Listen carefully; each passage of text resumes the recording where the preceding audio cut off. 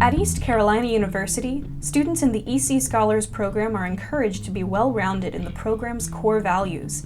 These include service, research, and leadership.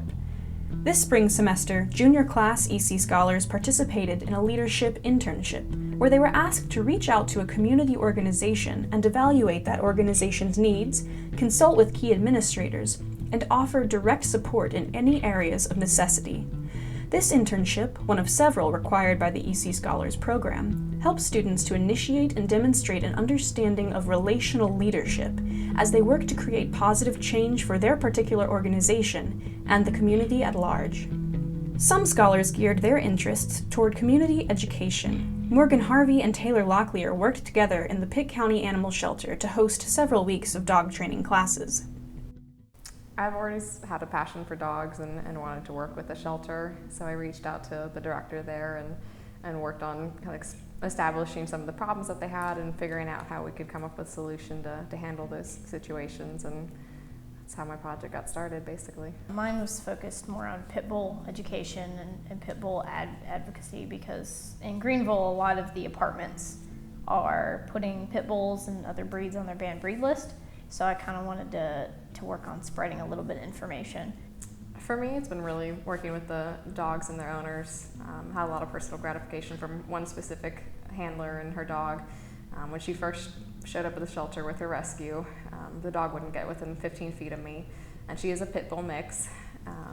And she's a very sweet dog, and now she's very confident. She will come running up to me and say hello. She was so much more comfortable in social situations with other dogs and other people.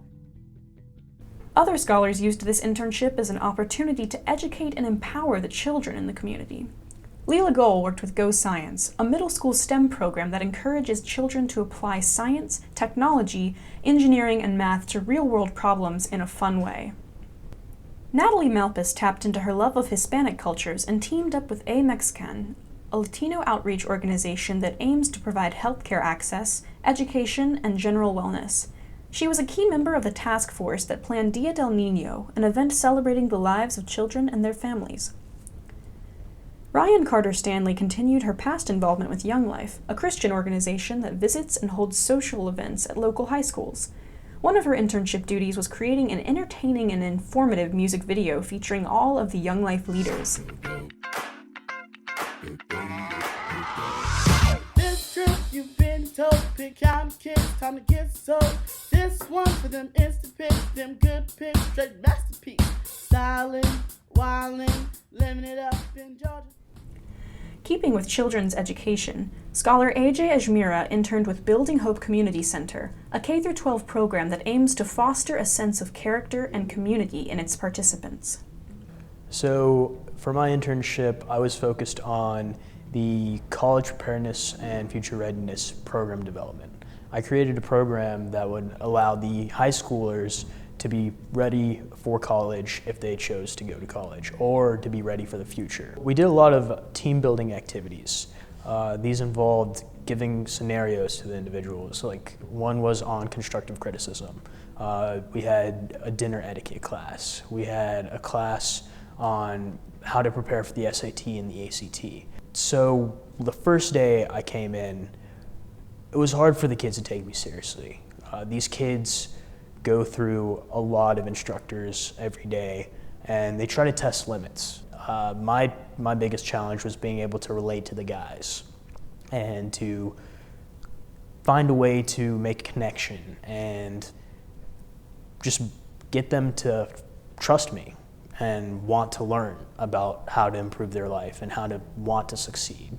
But I was able to do that through time, through communication, through just being able to relate to them. After the lessons, we would talk about how things are going, how's school, how's life, how's family, and I made a connection. I think I made a connection with all the guys there. Some of our scholars chose to better their community through health advocacy and awareness. Selena Hamilton interned with Vidant Medical Center, where she served on the Women's and Children's Palliative Care Committee, a group dedicated to the improvement of life and pain management for terminally ill patients. She helped to coordinate a celebratory event for these patients, Cherished Lives. Megan Boop also sponsored children in her internship with Riley's Army, whose goal is to provide educational, financial, and logistical support to children with cancer and their families in eastern North Carolina. I think one of the biggest goals is to make sure that these kids that are fighting these hard battles with cancer don't have to do it alone. One of the major things that we've learned in the organization is that to fight pediatric cancer, you need an army. My internship originally started off as kind of being an extra helping hand, and I got to do, or I still do actually, meal deliveries every Monday, where I go and pick up meals from either Chick-fil-A or Texas Roadhouse and bring them to the hospital. But that actually transformed into me being in charge of and planning an entire event. I got to collaborate with the ECU College of Nursing with our pediatrics professor and pretty much recruit about 60 volunteers to plan a family fun tailgate for these Riley's Army's families. And what we did is we collaborated with ECU Athletics and had a tailgate where the families could come and pretty much just have a great time with no cost to them.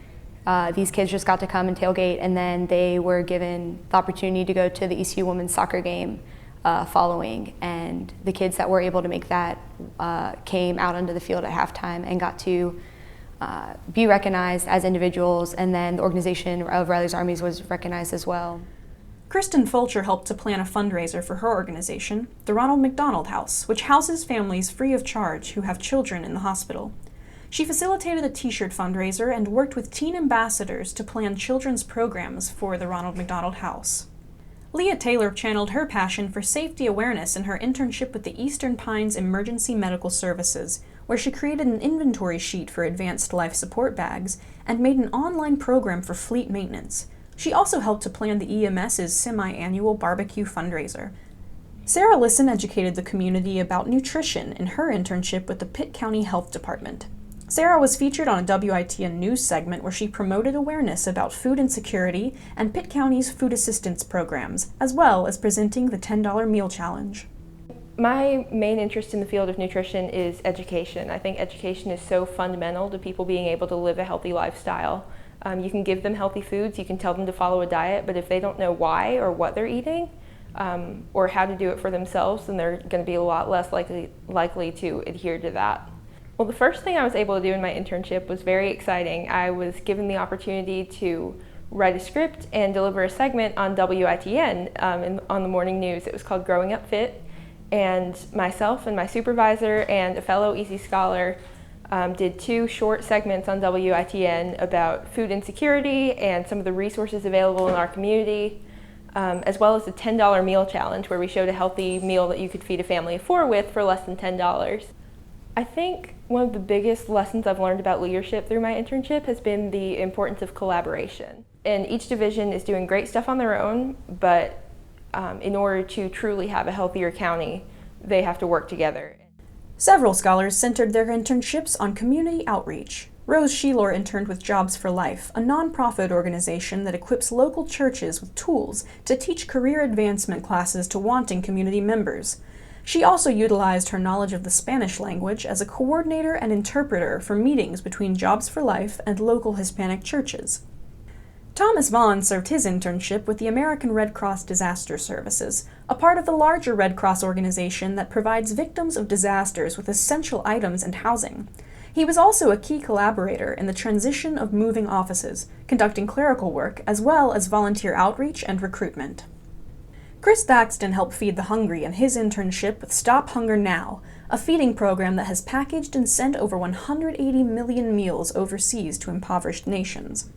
So Stop Hunger Now packages meals and sends them to places in need, like if there's an earthquake or a tsunami or just places who need food, daily. And what they do is they work with other organizations such as churches, fraternities, youth groups, and the organization will fundraise, and Stop Hunger Now will bring the raw materials such as rice, soy, vitamins, bags, and then that organization will provide labor to package those meals.